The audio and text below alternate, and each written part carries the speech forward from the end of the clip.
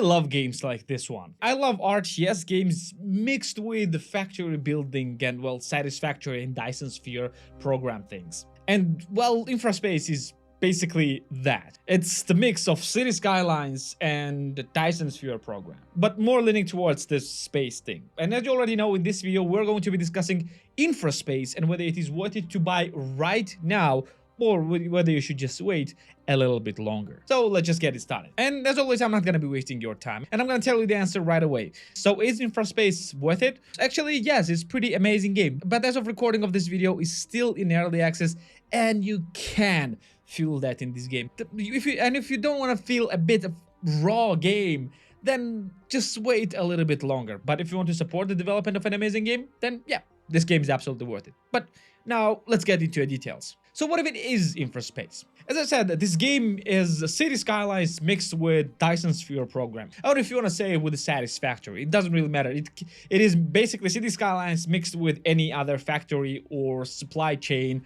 building games. First, when you start the game, this game looks exactly like City Skylines, but on another planet like Mars. But let's just explain the details. The game is actually happening on a barren planet, which is very reminiscent of the Mars. I don't think the game is actually mentioning that it is Mars or not, but it's basically Mars. You have a giant desert and the rocky territories, and you basically need to build the colony, functioning colony right there, and have your colonies happy. That's basically what you're doing. You need to build a city on Mars. You have a few resource nodes on a map that is containing resources like sulfur, iron, aluminium, there's also uranium and copper and few other. And basically you need to mine those resources and transform this into, well, cities with the supply chains. And you need the supply chains for the colonies. So as you start building your first, well, resource gatherers and your first concrete factory, which is the first thing that you will build, you will start building a road system and the habitation modules for your colonies. And after that, colonists will start arriving. And as colonists will arrive, they will actually have some needs that you need to fulfill. The basic needs is basically to have an oxygen, a food, and, well, place to live. And when you satisfy those needs, people will start arriving. And you need people to arrive because the factories are actually operated by people.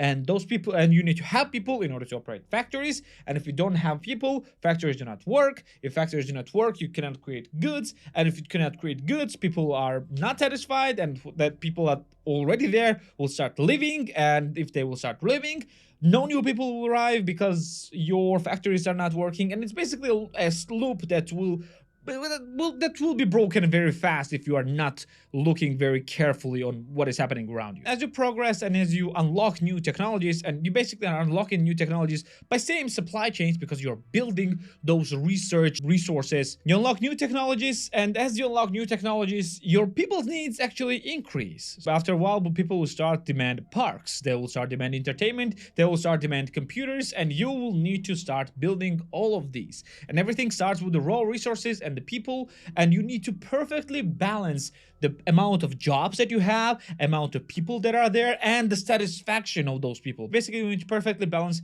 those three things: jobs, people, and their goods. And at first, it seems very simple and very easy thing to do because you don't have a lot of people and you don't have a lot of big demands. But as people level up, and that's actually very reminiscent to Anno games, as people level up, their needs increase and the needs of new colonies actually increase as well. Now you cannot actually lure new people with just food anymore. That means that you need to actually have very high level residencies and very high level colonies in order to get even the basic colonies to your, well, colony. And as your city become bigger and larger, you have more cars moving around, and if you are not careful in the very beginning of the game, you will quickly become gridlocked. And because the AI is, well, not the smartest, and no AI is actually very smart in such games, everything will stop really fast and everything will collapse really fast. So you have to be very careful from the very beginning of the game, because you can grow very fast in this game and you can increase the size of your colony very fast. But if you do not account for the transportation of the goods and transportation of the people, yeah, you will lose. And you will lose very fast, and it is incredibly difficult to recover from this. And these things makes this game pretty interesting and pretty fun to play. But as I said, when you play the game, it feels kinda raw. The interface is not that amazing. It's good, but it feels like it's not finished yet. There's some things that you simply cannot see, and you need to actually have it all to have it in front of you all the time. Like, for example, the resources. You cannot see the resources except for the basic ones like concrete and steel at all times, and it's actually pretty difficult. You need to go to the menus in order to see what goods you're actually producing. It's actually not hidden. It's actually not that hidden. I can actually find it pretty easy. It feels raw, and the gridlock is actually a problem. I don't know, it's a game design problem or something else, but the gridlock is simply insane. The city just gets stuck.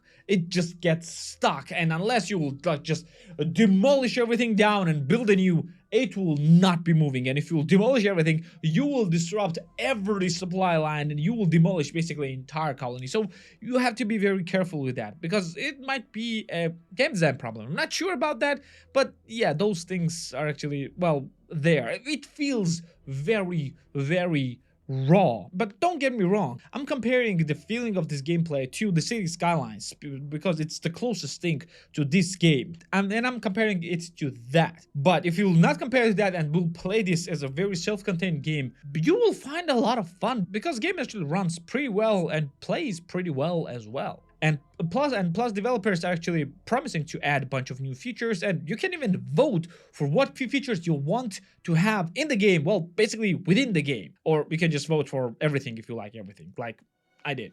Game is still in early access and it has pretty long way to go. The end game, the very end of, well, basically game is, well, it's okay, but it's rather easy to reach. Of course, if you overcome this gridlock problem, and we'll start utilizing the railway system, which you have to utilize. But yeah, but okay, game is a bit raw and it's still fun, but is it actually worth it? So let's discuss now pricing of the game. So game is available on Steam for the base price of $24.99 for tier 1 countries and $12.49 for tier 2 countries, and it can go as low as $19.99 for tier 1 countries and $9.99 for tier 2 countries.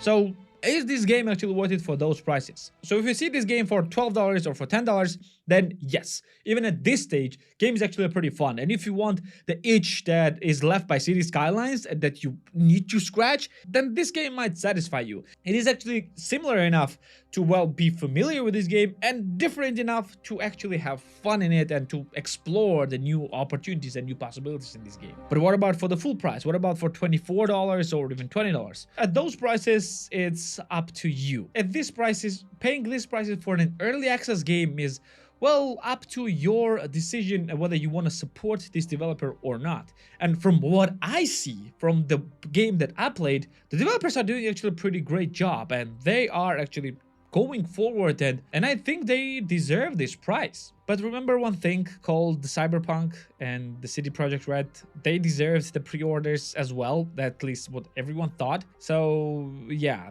don't get me wrong, I really want to trust this developer, but yeah, it's a grain of salt that I need to, well, remember. But overall, my suggestion is this, and if you have money to spare and if you want such games, then yeah, it will be money well spent. But otherwise, I would just wait for the full release of the game. But you also need to remember that probably game will become more expensive as the release will get closer. So yeah, you have to realize this one as well.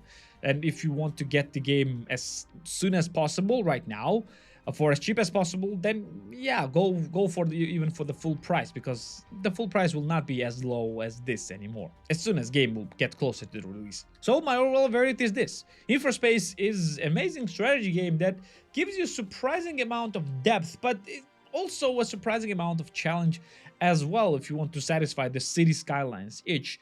But because the game is still in early access, it feels pretty raw to play. So 100% get this game on a discount, but on a full price, well, just be aware what you're getting yourself into. And if you get this game, being aware that this game is actually in early access and is pretty raw, not very raw, but it can be improved in a lot of ways, then yeah, you will most likely not be disappointed.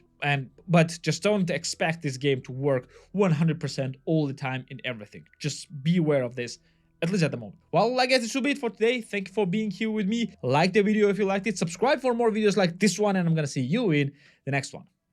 See ya.